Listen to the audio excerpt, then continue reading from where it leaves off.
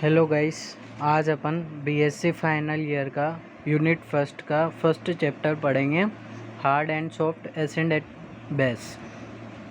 तो इस चैप्टर के अंतर्गत अपन soft acid and hard acid के बारे में स्टडी करेंगे। तो सबसे पहले अपन बात कर लेते हैं इसके बेसिक प्रिंसिपल की। तो होता क्या है इसमें, जो अपन ने पिछले कक्षाओं में अध्ययन किया है कि धातु और लिगेंड के जो मध्य बंध बनता है वो कौन सा बंध होता है? उपसहसंयोजक बंध। इसमें क्या होता है, केंद्रीय धातु आयन जो होती है उसके पास क्या होते हैं, खाली कक्षक होते हैं यानी रिक्त डी कक्षक होते हैं। जिसमें जो लिगेंड होते हैं, लिगेंड क्या होते हैं, उनके पास लोन पेयर ऑफ इलेक्ट्रॉन या माइनस चार्ज होता है। तो ये क्या करते हैं, इलेक्ट्रॉन युग्म का दान करते हैं। अर्थात लिगेंड अपने इलेक्ट्रॉन युग्म को केंद्रीय धातु आयन के खाली डी कक्षक में दान करके क्या करते हैं, उप सहसंयोजक बंध बना लेते हैं। इस प्रकार क्या होता है, संकुल यौगिक का निर्माण होता है। जो इसमें धातु होती है वो धातु आयन क्या करती है, इलेक्ट्रॉन युग्म को ग्रहण करती है।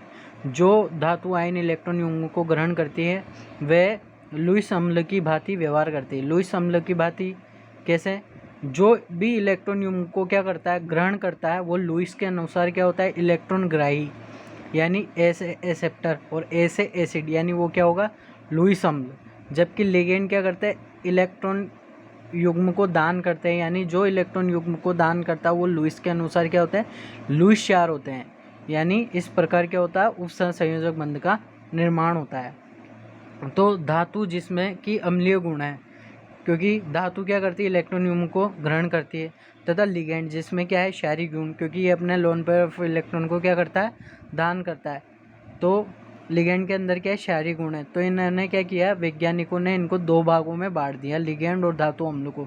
वे धातु अम्ल जो इनको क्या किया, दो भागों में बांटा, एक तो कठोर अम्ल, एक मृदु अम्ल। अब बात करते हैं इनमें। और जो लिगेंड है उसको बांटा कठोर क्षार और मृदु क्षार में।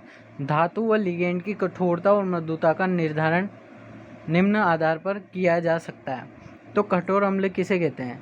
कठोर अम्ल या कठोर धातु किसे कहते हैं? वह धातु अम्ल जिनमें डी कक्षक आंशिक रूप से भरे हो या डी कक्षक पूर्णतः खाली हो, उन्हें क्या कहते हैं, कठोर अम्ल कहते हैं।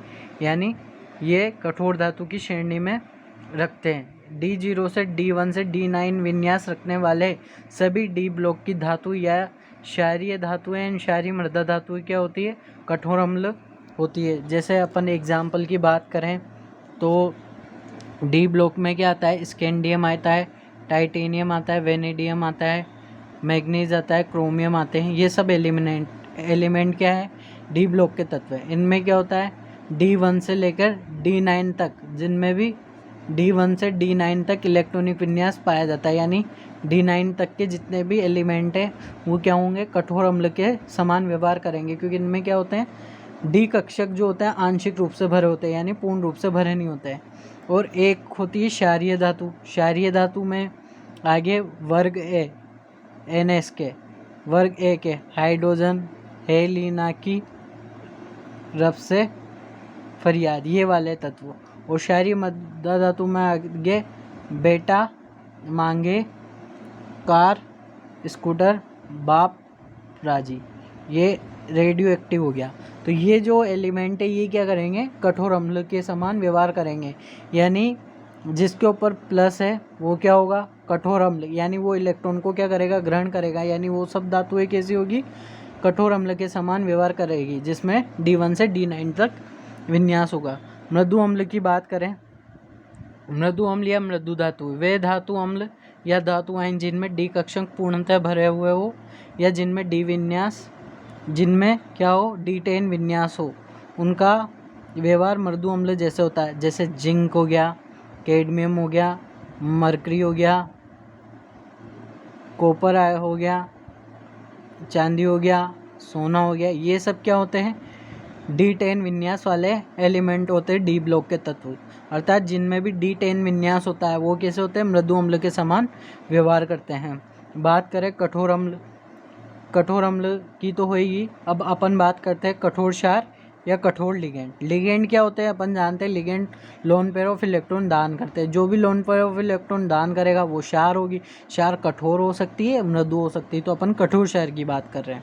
वे लिगेंड जिनमें दाता परमाणु FON होते हैं वे कठोर क्षार जैसा व्यवहार करते हैं, जैसे H2O में O, NH3 में N, फ्लोरीन, प्राथमिक एमीन में N।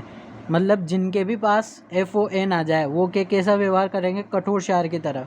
यानी इनके पास क्या होना चाहिए, एक तो लोन पेयर ऑफ इलेक्ट्रॉन होना चाहिए और विद्युत ऋणी तत्व फोन ये होना चाहिए। जिसके भी पास ये है वो कैसे व्यवहार करेंगे, कठोर क्षार के समान व्यवहार करेंगे। जैसे जल हो गया, अमोनिया होगी, फ्लोरीन हो गया, एमीन होगी। मृदु क्षार की बात कर ले तो मृदु क्षार किसे कहते हैं, वे लिगेंड जिनमें दाता परमाणु क्या हो, फास्फोरस, सल्फर क्लोराइड आदि, यानी कम विद्युत ऋणी परमाणु हो। वे कैसा व्यवहार करती हैं, मृदु क्षार की समान व्यवहार करती हैं, यानी इनको मृदु क्षार की श्रेणी में रखते हैं। जैसे फास्फोरस, सल्फर क्लोराइड इत्यादि, यानी जिनमें भी ये होंगे वो कैसे होंगे, मृदु क्षार प्रकृति के होंगे। तो पियर्सन सिद्धांत की बात कर लेते हैं, HSAB कॉन्सेप्ट यानी थ्योरी, पियर्सन सिद्धांत। तो hard and soft, acid and base, इस सिद्धांत के बारे में सबसे पहले किसने बताया, पियर्सन। पियर्सन नामक वैज्ञानिक ने संकुलों के स्थायित्व को समझाने के लिए HSB सिद्धांत दिया, जिसके अनुसार कठोर अम्ल मृदु कठोर क्षार के साथ तथा मृदु अम्ल मृदु क्षार के साथ बंध बनाए तो वरीयता देते हैं।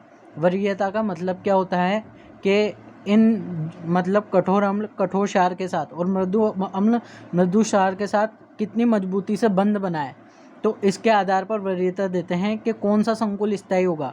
अर्थात ये संकुल अन्य संकुलों की तुलना में अधिक स्थायी होते हैं। यानी इसका मतलब यह है कि जैसे कठोर अम्ल है वो कठोर क्षार के साथ बंध बना रहा है तो वे संकुल क्या होंगे, स्थायी होंगे। इसी प्रकार मृदु अम्ल है, यदि मृदु अम्ल मृदु क्षार के साथ बंध बनाए तो वरीयता देंगे इनको। तो ये क्या होंगे, ये जो संकुल होंगे ये अन्य संकुलों की तुलना में क्या होंगे, स्थायी संकुल का निर्माण करेंगे। इसी प्रकार यदि कठोर अम्ल मृदु क्षार के साथ संकुल बनाए या मृदु अम्ल कठोर क्षार के साथ संकुल बनाए तो ऐसे संकुल क्या होते हैं, अस्थायी होते हैं। यानी कठोर कठोर के साथ ही क्रिया करेगा, मृदु मृदु के साथ क्रिया करेगा। तो जो कठोर कठोर के साथ क्रिया करेगा, जो मृदु मृदु के साथ क्रिया करेंगे वे संकुल क्या होंगे, स्थायी होंगे। और जो कठोर अम्ल मृदु क्षार और मृदु अम्ल कठोर क्षार के साथ क्रिया करेंगे वे संकुल क्या होंगे, अस्थायी होंगे। इसको एक उदाहरण के द्वारा समझ सकते हैं। लिथियम आयोडाइड, ये सीजियम फ्लोराइड। अपन जानते हैं लिथियम ये वर्ग 1 का तत्व है, इसके ऊपर प्लस होता है, यानी इसने क्या किया, इलेक्ट्रॉन दान कर दिया, यानी इसके पास इलेक्ट्रॉन क्या है, डेफिशिएंट, कमी है। यानी ये क्या होगा, कठोर अम्ल। अपन जानते हैं कि वर्ग 1 के जो तत्व होते हैं वो कठोर अम्ल यानी हार्ड बेस है।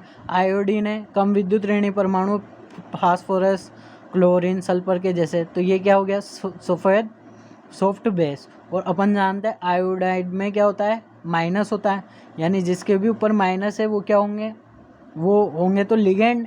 लेकिन लिगेंड में कौन सा लिगेंड है, ये दुर्बल लिगेंड है और दान कर रहा है माइनस, तो ये कौन सा हो गया, दुर्बल क्षार हो गया।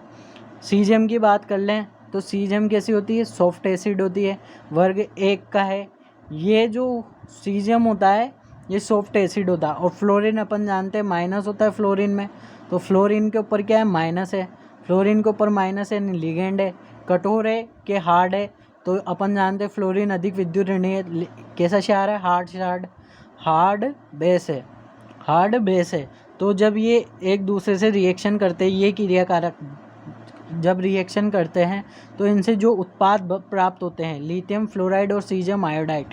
तो लिथियम फ्लोराइड ऐसा हार्ड एसिड है, लिथियम हार्ड एसिड है, और फ्लोराइड क्या है, हार्ड बेस है, सीजियम सॉफ्ट एसिड है, आयोडाइड क्या है, सॉफ्ट बेसिड है। यानी इनके मध्य जो अंतर क्रिया हो रही है वो क्या है, कठोर कठोर, और इनके मध्य कौन सी है, मृदु मृदु। यानी कठोर कठोर और मृदु मृदु अंतर क्रिया से जो निर्मित संकुल होते हैं वो कैसे होते हैं, स्थायी होते हैं।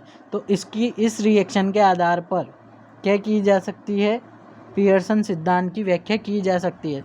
तो उपरोक्त अगीबी क्रिया में क्रिया कारक लिथियम आयोडाइड में लिथियम कठोर अम्ल तथा मृदु आयोडाइड मृदु क्षार की प्रकृति दर्शाता है, तथा सीजियम फ्लोराइड में सीजियम में प्लस होता है यानी मृदु अम्ल, तथा फ्लोराइड कठोर क्षार की प्रकृति दर्शाता है। इस कारण ये क्रिया कारक अस्थायी होते हैं, अतः आसानी से क्रिया करके लिथियम आयोडाइड सीजियम आयोडाइड का निर्माण करते हैं, जिसमें बंधन कठोर के मध्य और मृदु के मध्य होता है, अतः ये उत्पाद स्थायी होते हैं। लेकिन जैसे ये बात करें लिथियम आयोडाइड और सीजियम फ्लोराइड, ये क्या है, अस्थायी है। इस कारण ये आसानी से क्रिया करके स्थायी उत्पाद का निर्माण करते हैं।